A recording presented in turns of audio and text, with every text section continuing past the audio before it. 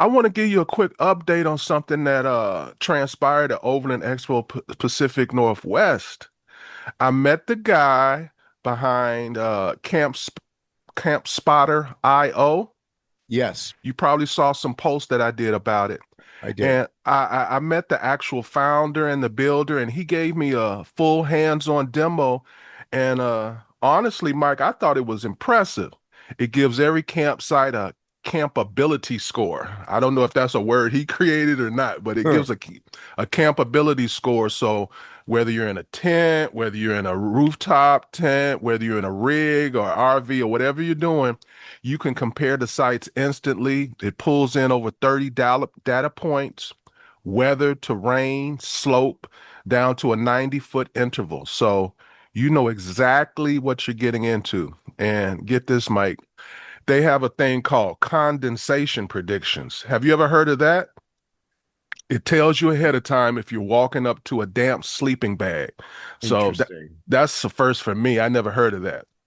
And So, you also can compare multiple locations, say favorites, drop in GPS coordinates, and it works great on any device, phone, tablet, or desktop.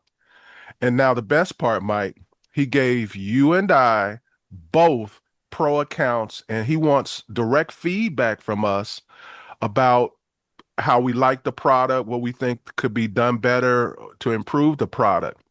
And I look out for my listeners. For our listeners, head over to campspotter.io. Use the code Waypoint Overland. That's one word, Waypoint Overland, and you'll get 2 free months of pro access. So, Mike, with all this packed into one clean platform, could this finally replace the messy mix of tools that we use piecing together for a trip? I know you haven't used it yet, but does it sound like uh, they're moving in the right so, direction? I don't. I'm going to give you a full disclosure here. I don't know a lot about this. Me either. However, I will tell you there's a couple things that I did notice about it. And I wanted to ask you, since you got to talk to the guy, is this, in your opinion, a potential future sort of kind of replacement for an app like iOverlander? I specifically asked that question. I didn't use iOverland. I used another app Okay. in the question.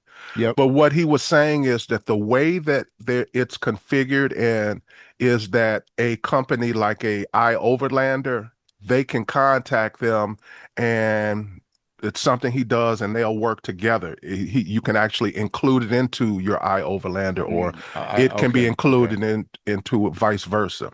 So it's not going to overtake all of the apps. It will include some of the other apps where you don't have to flip to another one. And because they're working together, there's some sort of AI configuration where it can pull the information and you're not going Mhm. back and forth. I'm Now, still playing with it, Mike. I've literally been working with it for days. it looks like it's only in 6 states, Yes. right? So the list of states I'm looking here right now is Colorado, Idaho, Montana, Oregon, Utah, and Washington State so far. Right. And the reason for that is it's in the beta version right Mm-hmm. now.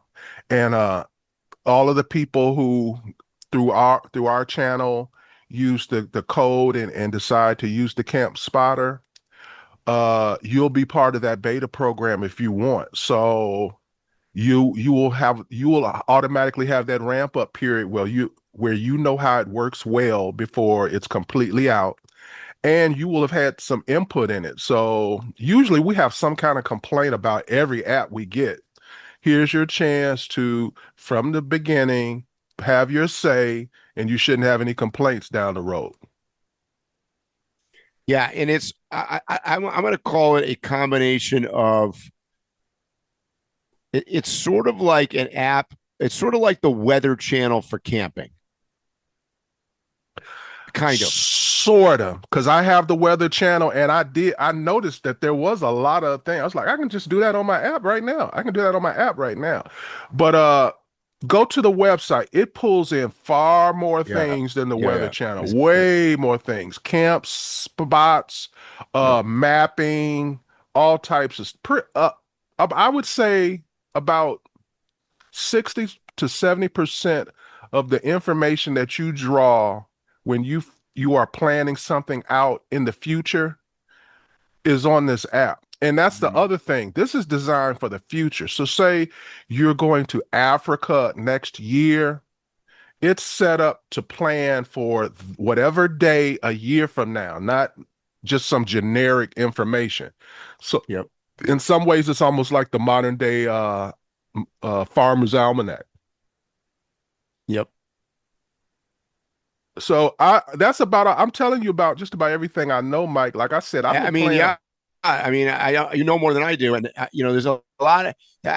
One of the reasons you're bringing this up here on the podcast is that we like to kind of get new technology out there because we know that a lot of you guys look at a lot of different ways of apps, and this by the way goes well beyond. Say, I'm thinking about a buddy of mine right now who's on a kayaking, canoeing kind of trip out east, and this is a lot. This goes deeper than just overlanding because this is predicting.